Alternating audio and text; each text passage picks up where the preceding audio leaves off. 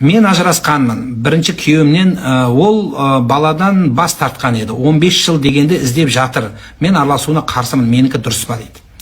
Жоқ жаным, іздесін. Шариғат бойынша сондай түсінік бар. Енді 15 жылдан кейін ақылы кірген шығар. Жалпы шариғат не айтады? Егер сіз шариғат сұрасаңыз, бала истинжа деп айтылады.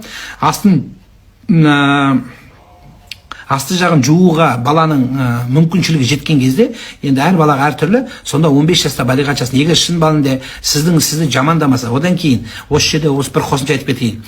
Баланы келтіріп алғаннан кейін жаңағы алименттен немесе басқа бір жаңа сот арқылы алып бір кішкене папа выходного дня деген бар ғой, демалыс күнінің әкелері. Солар келген кезде мамасын жамандайтын жындылар бар. Өзің 2 күн аласың баланы.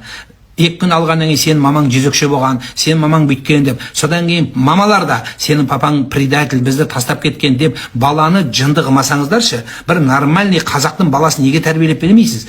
Тұра алмадың, ол сенің проблемаң. Баланың кінәсі жоқ қой. Балаға сенің папаң предатель, сенің мамаң Наташа, папаң Наташаға кетіп қалған, бізді тастап кетті, мен қиналғанда алимент төлемеді деп оны аяққа басып не қыласыз, ардақтылар?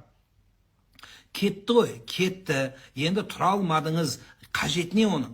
Мысалы, сізге келді, балам мен ақылым түстен кейін кірді, баланы бер десе, жіберіңіз, ода тұрған ештеңе жоқ. Ол жабысып, соның руына жабысып, сені жек көріп кетпейді. Я? Сен жек көріп кетпейді. Екеуінің ортасындағы алтын қазақтың баласы ол. Жамандамаңыз қайта.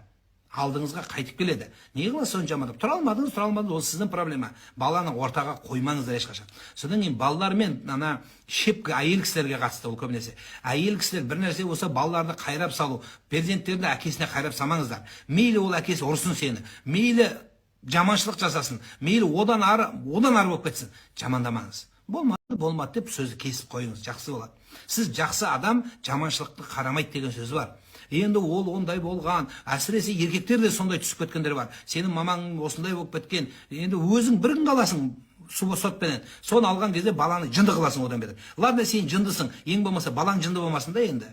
Балаң ненормальный болмасын да, кімнен жақсы көрейін ба? Мына кішкентай жылап айтқан бала сияқты. Мынаған қарап айтайын ба, мынаған қарап айтайын ба дегендей қайсына қарайтын білмей қалады. Олай жасамаңыздар.